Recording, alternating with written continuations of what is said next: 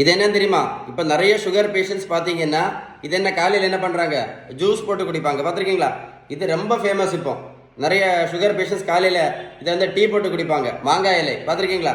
அதே மாதிரி தான் இப்போ நிறைய சுகர் பேஷண்ட்ஸ் காலையில் டீ குடிக்கும்போது இந்த கொய்யா இலை என்ன பண்ணுவாங்க, இதையும் டீ போட்டு குடிக்கிறாங்க. இப்போ ரொம்ப ட்ரெண்டிங் வந்து இதுதான், முக்கரட்டை கீரை. நிறைய சுகர் பேஷண்ட்ஸ் இதை ரொம்ப யூஸ் பண்ணிட்டு இருக்காங்க. கரெக்ட் தானே? இது ரொம்ப பழையது. என்னது? கரிஞ்சீரகம். உங்களுக்கே தெரியும்னு நினைக்கிறேன்.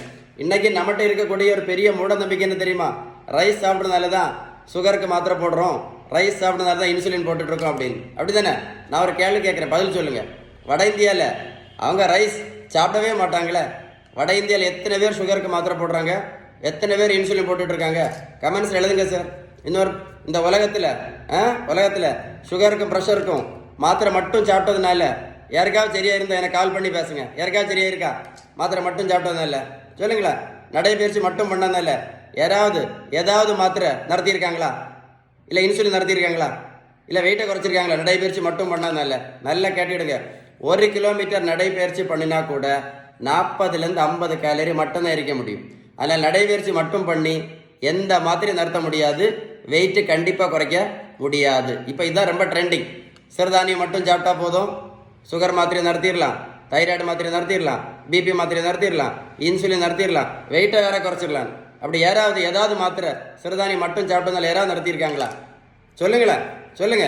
வெந்தயம், ஆவாரம்பூ, கொய்யா இலை, மாங்காய் இலை, கிரீன் டீ, கரிஞ்சீரகம், கருவேப்பிலை, நெல்லிக்காய் ஜூஸ், நாவல் பழம், மூக்கரட்டை கீரையும். இப்போ ரொம்ப ட்ரெண்ட் வந்து சிறு குறிஞ்சான் பொடி. இதெல்லாம் நல்லது தான். நான் என்ன கேட்குறேன்னா, இதை சாப்பிட்டதுனால யாராவது சுகர் மாத்திரை நடத்தினாங்களா? இல்லை யாராவது பிபி மாத்திரை நடத்தினாங்களா? இல்லை யாருக்காவது தைராய்டு சரியாச்சுதா? இல்லை யாராவது இன்சுலின் நடத்தினாங்களா?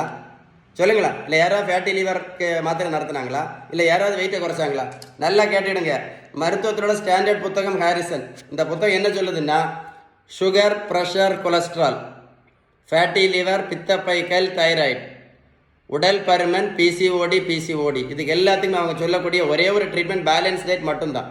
ஏன்னா பேலன்ஸ் டயட் கடைபிடிச்சா மட்டும்தான் இந்த இன்சுலின் ரெசிஸ்டன்ஸ் சொல்லக்கூடியது முழுமையாக சரியாகும் அப்படின்னு அந்த புத்தகம் தெளிவாக சொல்லுது. அது மட்டும் இல்லை, அந்த புத்தகம் என்ன சொல்லுதுன்னா, பேலன்ஸ் டயட் கடைபிடிக்காமல் மாத்திரை இன்சுலின் மட்டும் போட்டுட்டு இருந்தீங்க அப்படின்னா எந்த நோயும் கண்டிப்பாக குணம் அடையாது அப்படின்னு இந்த புத்தகம் தெளிவாக சொல்லுது. அதனால ஒரு கைண்ட் ரிக்வஸ்டாக சொல்கிறேன், இந்த வீடியோ லைக் பண்ணி ஷேர் பண்ணிங்கன்னா இந்த மாதிரி மாத்திரை கஷ்டப்படக்கூடிய நிறைய பேருக்கு யூஸ்ஃபுல்லாக இருக்கும். ஏதாவது சந்தேகம் இருந்தால் கமெண்ட்ஸில் GOOD டைப் பண்ணுங்கள், கண்டிப்பாக ரிப்ளை பண்ணுவேன். வீடியோ சேவ் பண்ணி வைங்க, ஒரு கூட போட்டு கேளுங்க, ஷேர் பண்ணுங்கள். ஓகே.